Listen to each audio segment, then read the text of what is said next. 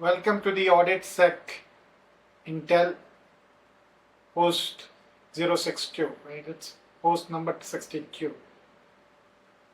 So the topic which we are going to discuss today is Silent MFA Bypass Rules. The security control that undermine themselves, right? Because that is one of the very key control if you talk about the multi-factor authentication, right? So quick insights. Many identity platforms allow conditional access rules, right, through which you provide exceptions to the MFAs, right?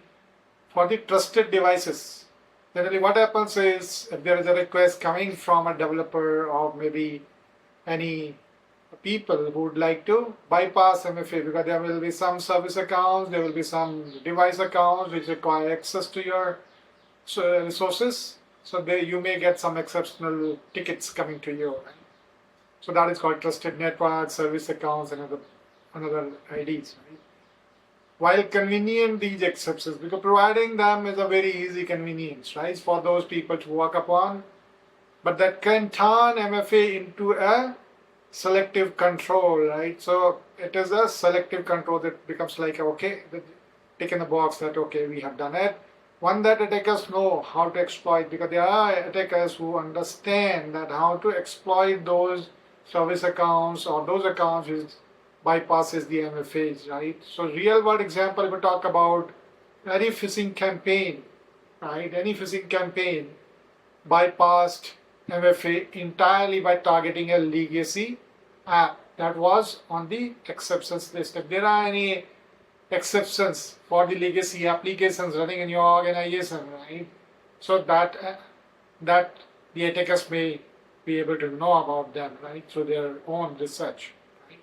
So the tip for the audit for this particular control during your identity and access management conditional access audits, you need to verify: are there any documented business justification for each MFA exceptions which you have provided? Are there any justifications available, right? If you have a ticketing system, try to attach those justifications there, try to provide the owner of those service accounts, right? And also, periodically verify, are those the same owner or the owners got changed, right? For the basic auth, for what kind of authentication that service account is doing. If there is an interactive login, OAuth or POP or IMAP is enabled on those service accounts or the accounts which is requested for MFA bypass, right? You need to verify them. Those needs to be fully disabled. Actually, rest of the services into that. Are MFA rules tested against simulated attacks? Are these MFA rules which are created, are those tested against any simulated attacks for MFAs from untrusted devices and geolocations? Because the attackers may come from any other geolocations, right? So how do you control those geolocations, right? So example reminder for this control is export all MFA policies and exceptions, right? And review them, right? Are there anything exploitable is open, or you need to just verify that.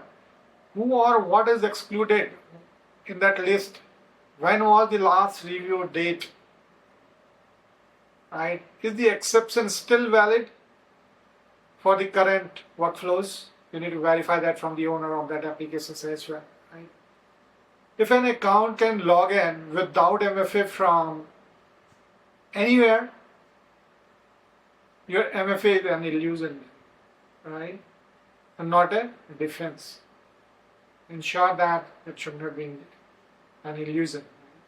MFA only works when it is universal, uncompromised, and underpassed.